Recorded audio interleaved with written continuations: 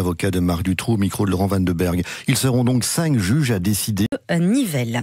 Un sommet européen débute cet après-midi à Bruxelles. Il y sera essentiellement question du Brexit. Les négociateurs se sont activés ces dernières heures pour arracher un accord. Alors ce matin, Damien Roulette, où en est-on ? Eh bien, le brouillard londonien semble s'éclaircir, figurez-vous. Nivelles. Un sommet européen débute cet après-midi à Bruxelles. Il y sera essentiellement question du Brexit. Les négociateurs se sont activés ces dernières heures pour arracher un accord. Alors ce matin, Damien Roulette, où en est-on ? Eh bien, le brouillard londonien semble s'éclaircir, figurez-vous. Celle de l'Irlande du Nord. La proposition de Londres était que l'Irlande du Nord soit à la fois dans le territoire douanier du Royaume-Uni. Pour le président turc Recep Tayyip Erdogan, le vice-président américain Mike Pence et le secrétaire d'État Mike Pompeo, les États-Unis veulent que la Turquie stoppe son opération militaire contre les Kurdes dans le nord-est de la Syrie, sans quoi Ankara s'exposerait à des sanctions dévastatrices selon Washington. Le Conseil des Nations Unies s'inquiète de la situation humanitaire sur place, mais aussi d'une possible évasion des quelques 10 000 djihadistes détenus dans des camps gardés par des Kurdes.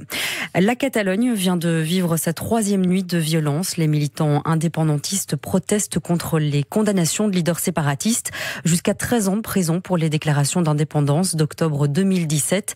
50 blessés, 20 personnes ont été interpellées cette nuit à Barcelone et Tarragone.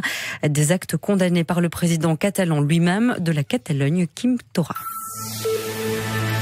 Le revenge porn peut être bientôt sanctionné. C'est en tout cas la volonté de la députée CDH Vanessa Matz qui a déposé une proposition de loi en ce sens. Le revenge porn, c'est un contenu sexuellement explicite, par exemple une photo à caractère sexuel publiquement partagée en ligne sans le consentement de la personne apparaissant dessus. Avec la multiplication des moyens de communication, ce phénomène est en constante augmentation. Les victimes sont dans 9 cas sur 10 des femmes et les auteurs agissent par vengeance. Pour Vanessa Matz, députée CDH à l'origine de cette proposition, il faut donc punir plus sévèrement les auteurs, mais surtout retirer rapidement les images. C'est le dommage le plus lourd et qui anéantit. Patrick Michel, politique chez nous. François Desmet se lance dans la course à la succession d'Olivier Minguin à la présidence de Défi.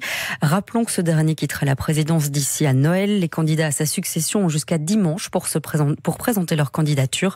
L'ancien directeur du Centre fédéral migration qui a rallié le parti en tant que député fédéral il y a moins d'1 an est donc le premier à se lancer dans l'arène. Ce jeudi 17 octobre, plusieurs manifestations sont organisées partout en Belgique, des rassemblements pour sensibiliser à la pauvreté. Aujourd'hui, c'est la journée mondiale du refus de la misère.